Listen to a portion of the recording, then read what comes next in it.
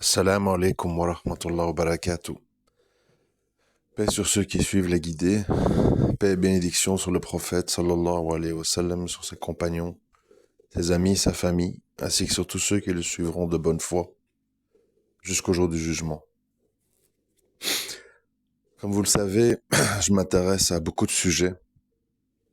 Je regarde, j'écoute des intervenants de toutes sortes d'avis, toutes sortes d'opinions. Et chaque fois, en fait, je me dis la chose suivante.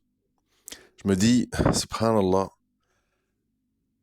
comme c'est étonnant, de quelle façon, en fait, Shaitan, il est capable de nous mener comme conseiller furtif, de nous mener sur des fausses pistes, en fait, ou des attitudes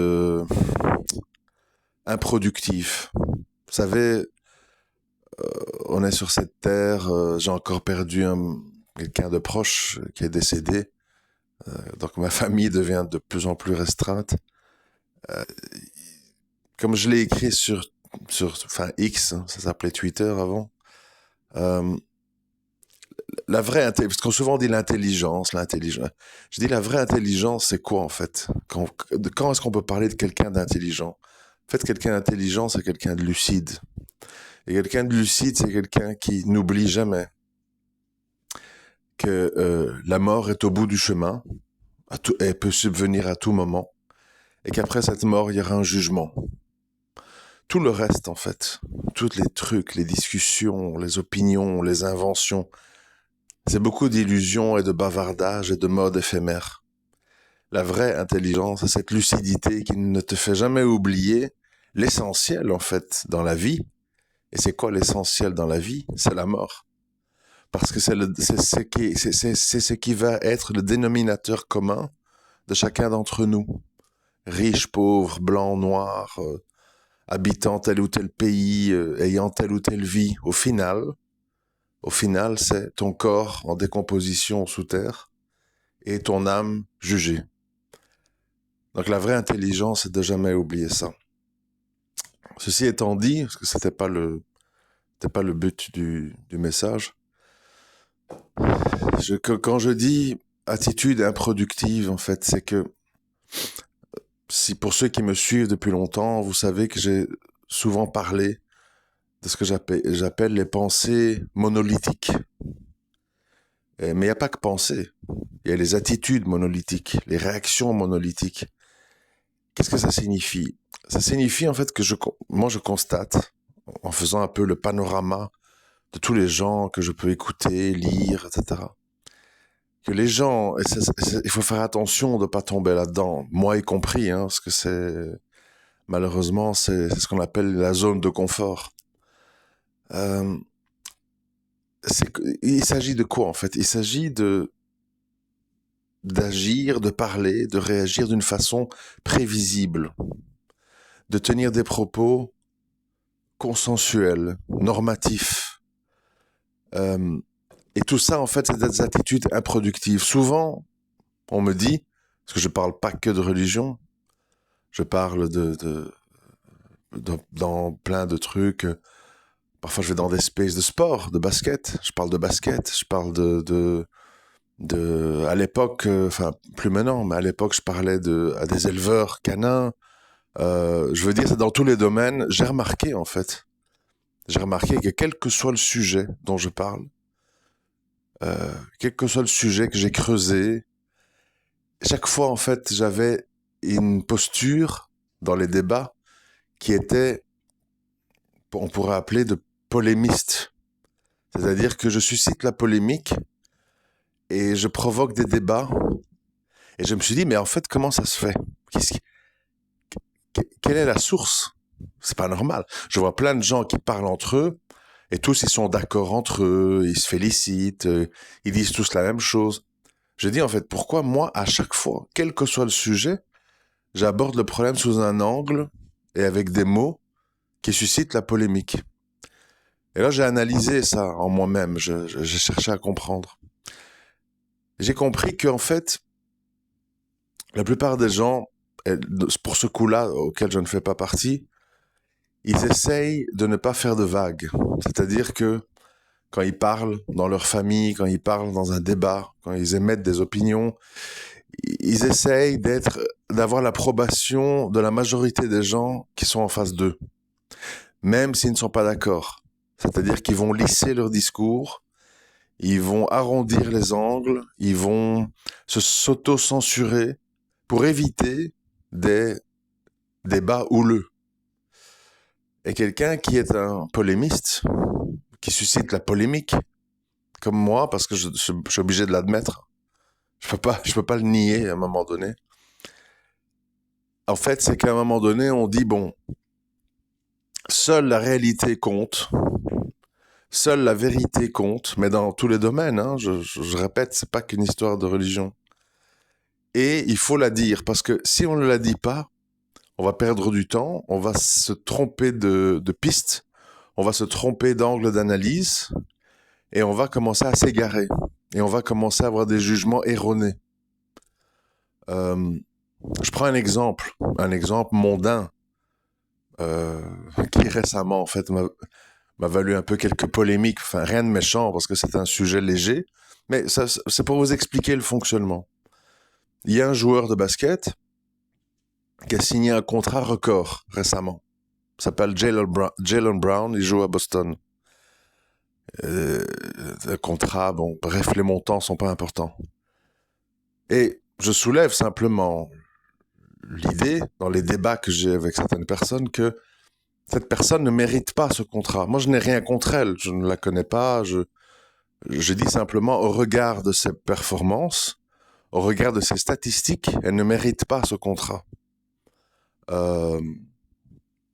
Et je le démontre avec des statistiques, avec des chiffres, avec des preuves, etc., etc.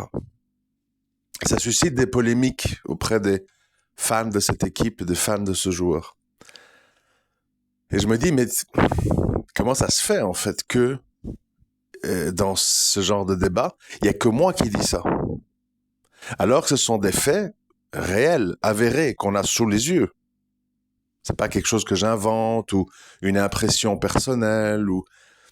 Et alors, de là, en fait, ça m'a amené aux autres questions, les autres sujets que j'aborde. Et je suis arrivé à la conclusion, en fait, que l'être humain, en fait, il y a deux chemins. Il y a deux chemins. Vraiment très clairs. Il y a les êtres humains qui cherchent la vérité, dans tous les domaines, qui sont dans la réalité, dans l'hyper-réalisme, qui veulent la vérité coûte que coûte, même si elle est dure à entendre, même si elle est dure à accepter, même si elle est dure à assimiler.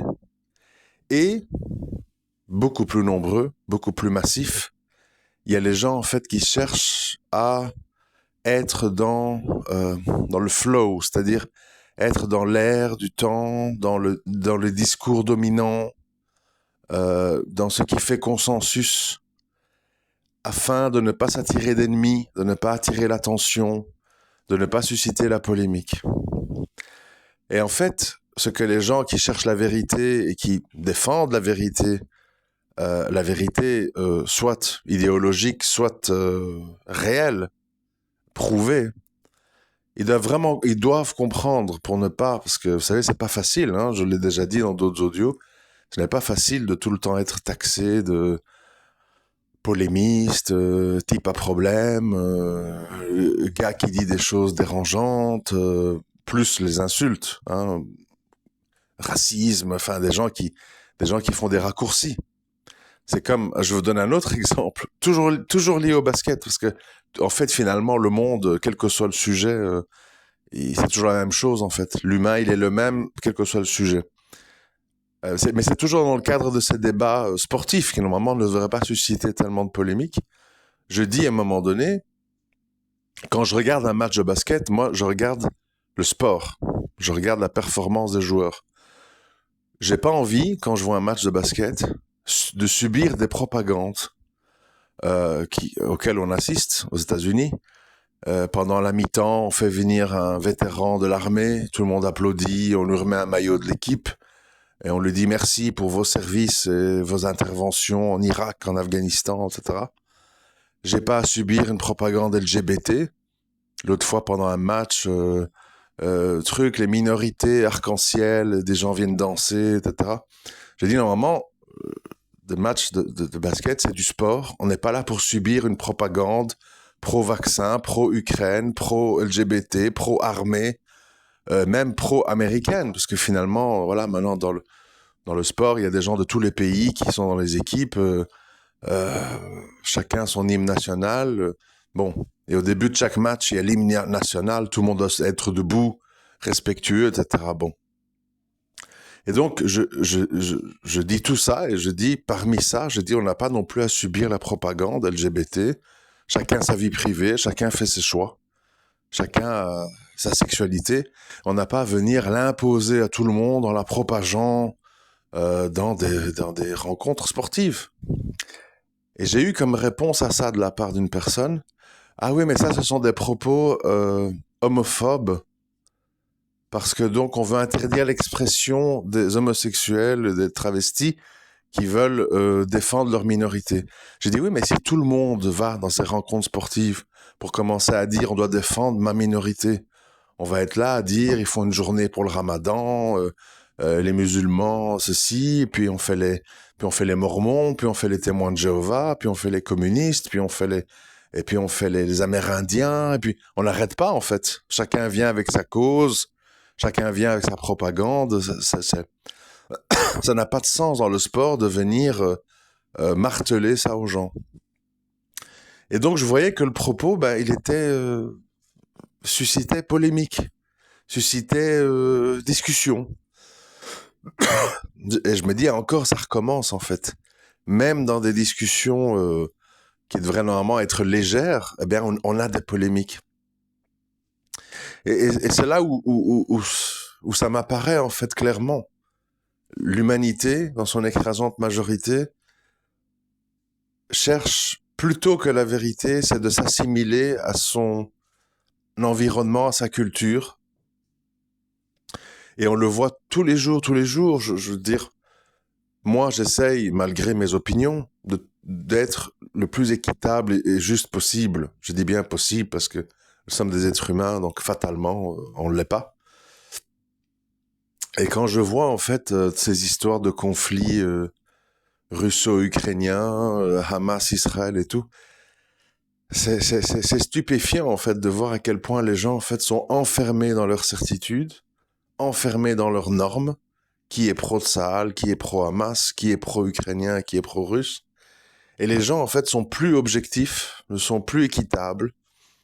Et les gens sont dans des réactions systématiques, prévisibles et stéréotypées. C'est-à-dire, voilà, comme d'habitude, les gens qui défendent la cause palestinienne ou pro-Hamas et compagnie, ils montrent les morts, ils montrent les bébés, ils montrent autant de morts chez nous, ils montrent les décombres. Donc une posture qui veut s'attirer la pitié du monde. Nos enfants, pour que les gens disent « Oh là là, ils sont méchants, les juifs, ils tuent des enfants ». De l'autre côté, toujours la même chose. Oui, nous défendons les valeurs de l'Occident, c'est la civilisation contre la barbarie, nous sommes le rayon de lumière au Moyen-Orient. Quand on combat le Hamas, c'est comme l'Occident quand ils combattent Daesh, enfin des trucs systématiques, réducteurs, caricaturales, évidemment faux, plus que caricatural, pas du tout deep, profond et spécifique à la situation. Donc, fatalement, en fait, quand on est quelqu'un en recherche de vérité, on est dans un monde très décevant. On est dans un monde très difficile parce que on est dans un monde, finalement, où les gens sont soit fainéants, soit normatifs, consensuels, soit dans la défense aveugle de leur cause.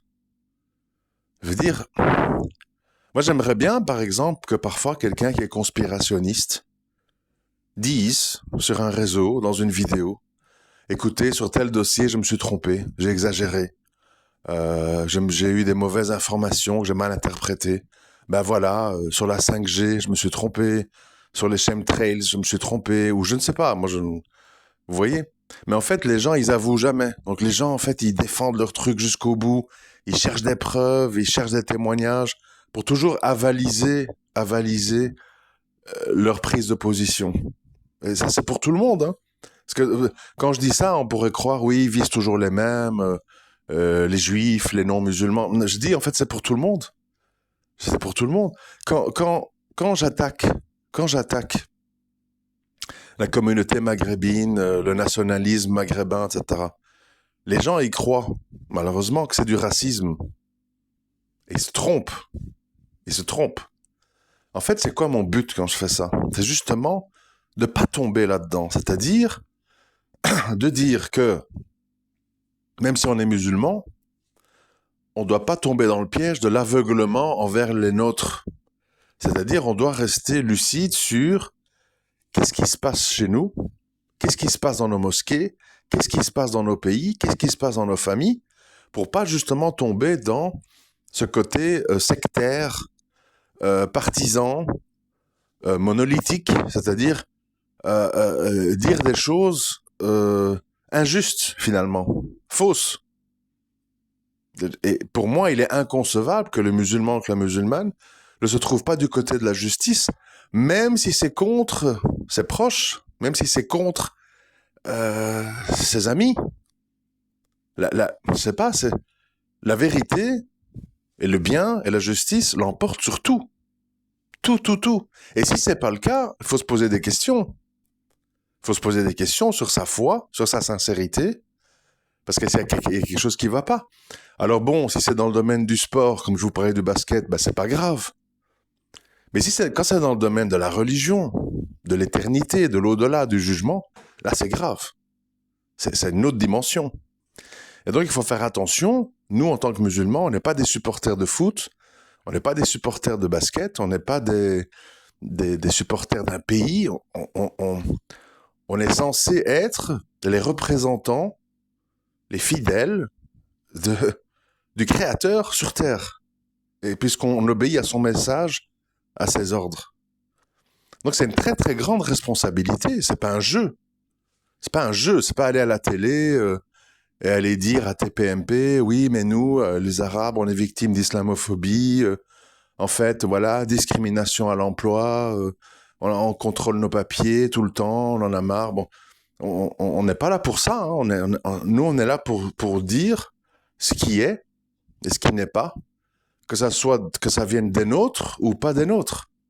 Et quand il y a toute une série de problèmes qui viennent des gens qui s'affilient à l'islam, il faut le dire, parce qu'il faut que les gens qui sont eux-mêmes heurtés par ça, ils voient qu'on n'est pas de mauvaise foi. Vous voyez, si vous demain vous entendez un juif honnête qui dit, il y en a, hein, je lis, hein, j'ai pas tous les noms par cœur, je lisais par exemple un acteur français, je sais plus son nom, enfin bref, qui est juif, ben il dit, moi, tant on revient pas aux frontières de 67 et qu'on n'arrête pas tout ce cinéma, ces colonies et tout, moi je suis pas solidaire de ce qui se passe en Israël. Désolé, je suis juif, mais on va trop loin. C'est pas possible pour moi de valider ça.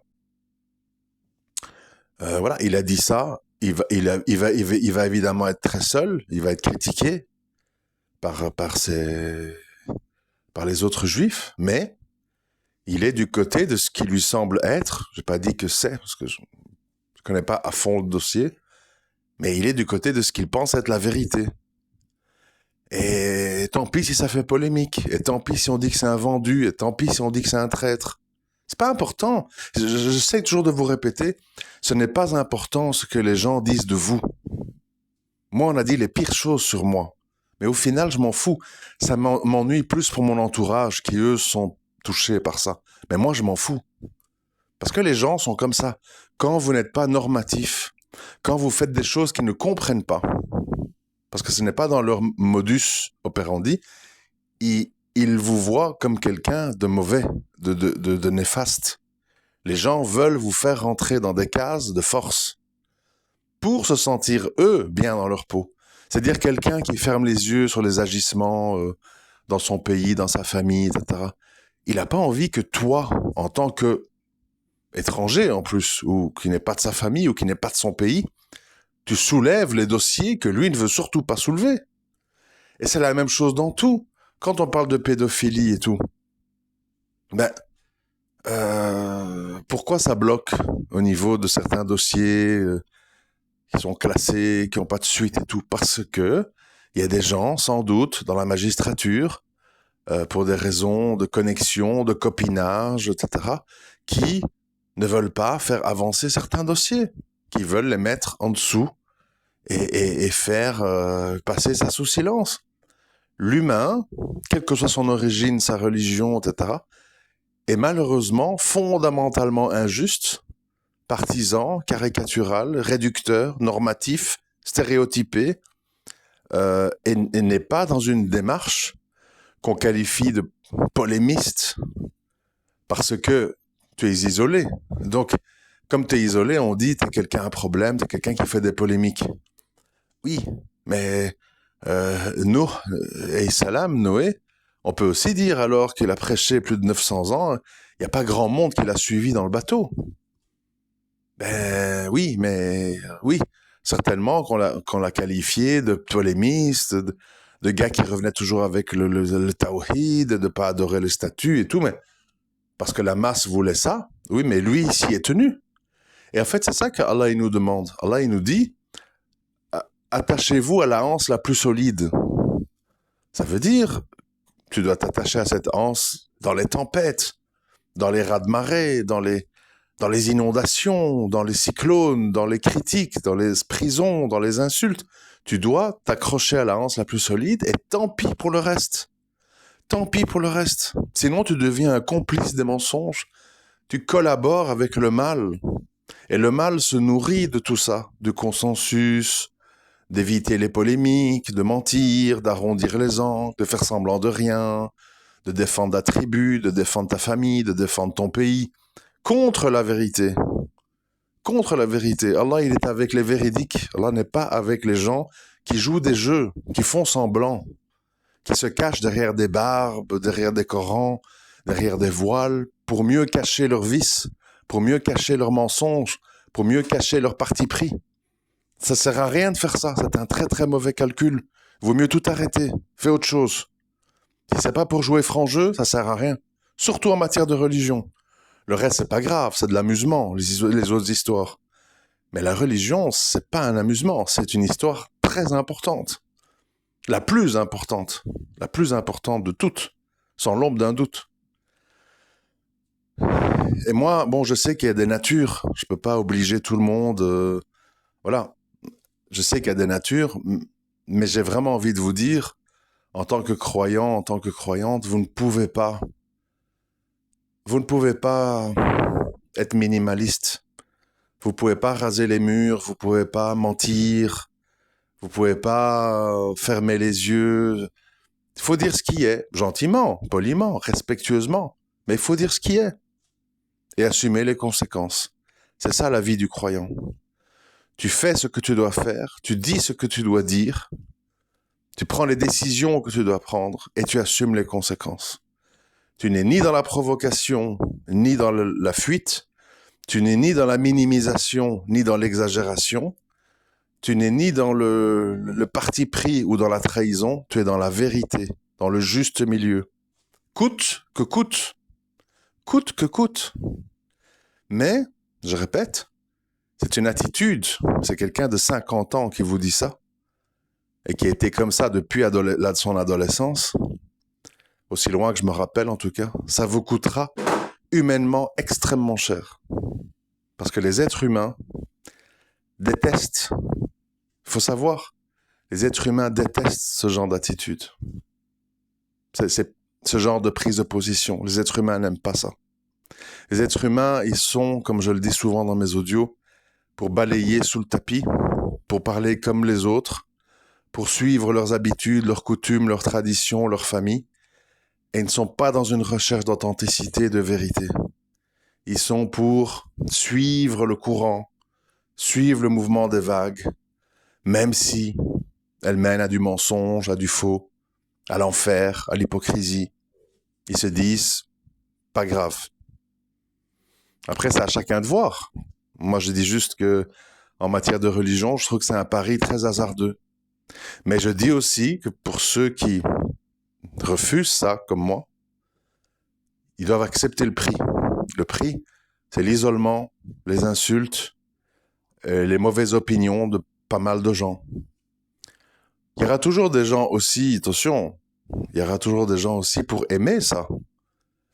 Aimer soit parce qu'ils adhèrent, soit parce que vous dites tout haut ce qu'ils pensent tout bas, mais qu'ils n'ont peut-être pas le courage de dire, ou pas le temps, ou pas l'opportunité. Ou soit aussi, il y a des gens comme ça, parce que moi je suis souvent invité dans ces salons de discussion de basket, par exemple, parce que tu suscites de l'audimat. Puisque tu polémiques et tu dis des choses qu'on n'a pas envie d'entendre, ça suscite des réactions et ça crée de l'ambiance. Donc il y a aussi des gens que ça amuse. Ils adhèrent peut-être, parfois oui, parfois non, mais surtout ça les amuse. Il y a ça aussi, il faut savoir. Quand beaucoup de gens disent oui, j'ai des amis, etc. Euh, Moi, par exemple, j'en ai tout à fait conscience. Hein. Je le vois dans certains commentaires. Je sais qu'il y a des gens, ils écoutent d'une oreille distraite. Ils sont plus ou moins d'accord, mais surtout ça les amuse. Quand je me fâche, quand j'insulte, ça les amuse, quoi. Voilà. Ils cherchent à être amusés. Un audio à Bourayan, ben, c'est entre une série Netflix, un jeu vidéo, et, et ça fait partie de leur microcosmos. Ils en font pas, je vais dire, une réflexion intense et profonde de ce que je raconte. Ils en font une source d'amusement. C'est un peu un gars qui parle pas comme tout le monde. Des fois, il est marrant, des fois, il se fâche. On va voir cette fois-ci qu'est-ce qu'il a dit. Il y a ça aussi. Il n'y a pas que des gens qui sont contre ou pour. Tu as des gens aussi qui sont neutres et qui disent, bon, il est amusant, quoi. On va un peu voir c'est quoi son nouveau dada. Ils prennent ça comme comme quelqu'un qui écoute un groupe de musique, quoi.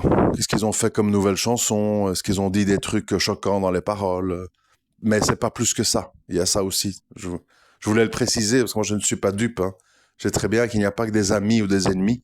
Il y a aussi des gens en fait tout simplement indifférents, mais qui aiment bien, comme je dis, avoir un shoot, c'est-à-dire être amusé, être distrait par des opinions non conventionnelles. Ça égaye leur quotidien, on va dire. Voilà, c'était la petite réflexion du jour. À très bientôt, Inch'Allah. Assalamu alaikum wa rahmatullahi wa barakatuh.